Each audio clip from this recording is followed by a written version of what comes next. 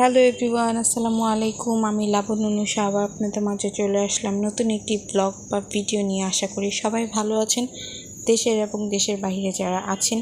তো আজকের ভিডিওটা হচ্ছে আমরা চলে যাচ্ছিলাম আমাদের ভাবির বাসায় ঈদের পরপরই, যেহেতু ঈদের পরের দিন দাওয়াত ছিল।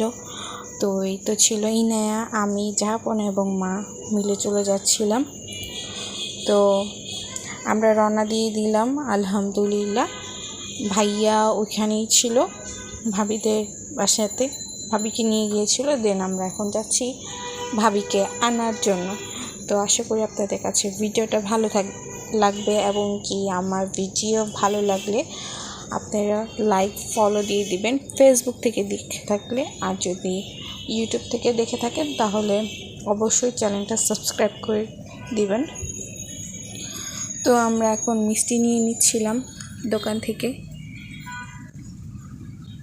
তারপর আমরা ভাবিদের বাসায় চলে যাই। তো ব্রেকফাস্ট করতেছিলাম আমি আর জাহাপনা। এখানে চিতই পিঠা ছিল, গরু মাংস ছিল। তো জাহাপনা, এই যে আমার মেয়ে ইনায়া বেবি, আমার পরিটা।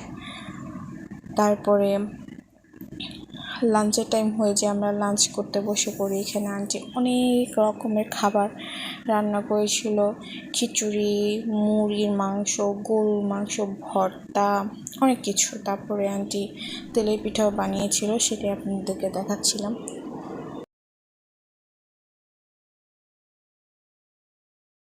আমার সাইড এত ভালো লাগে আমার কাছে, আশা করি সবার কাছেই ভালো লাগে। তো সেটাই আপনাদেরকে দেখাচ্ছিলাম। আর ইনায়ের মামিকে নিয়ে ব্যস্ত ছিল, ওনার মামি ওনাকে গরু, হাঁস, মুরগি সব দেখাচ্ছিল। তারপরে আমি ইনায়াকে খেতে নিয়ে বসে পড়ি, কারণ আমরা খাইনি, জাহাপনা আর ভাইয়া বসে পড়েছিল। তো আমি খেয়েছিলাম হচ্ছে পোলাও আর মাছ ভাজা। তো আমরা এখন একটু বাইরে যাব। এই তো ভাইয়া, ইনায়া, জাহাপনা, আমি, ভাবি মিলে একটু বাইরে যাব, মানে ভাবিদের জায়গা দেখতে যাব।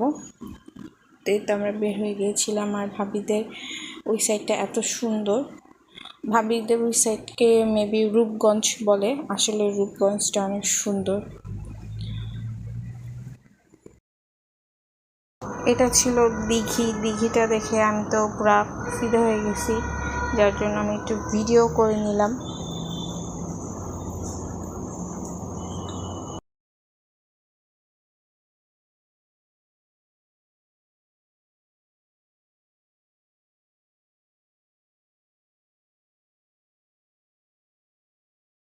তারপর দেখতে দেখতে আমরা ভাবিদের জায়গার এই সাইডে এসে পড়ি। দেন আমরা হাঁটছিলাম, যা কোনো ভিডিও করে দিচ্ছিল, যা করে উনি সবসময় আমাদের সাথে।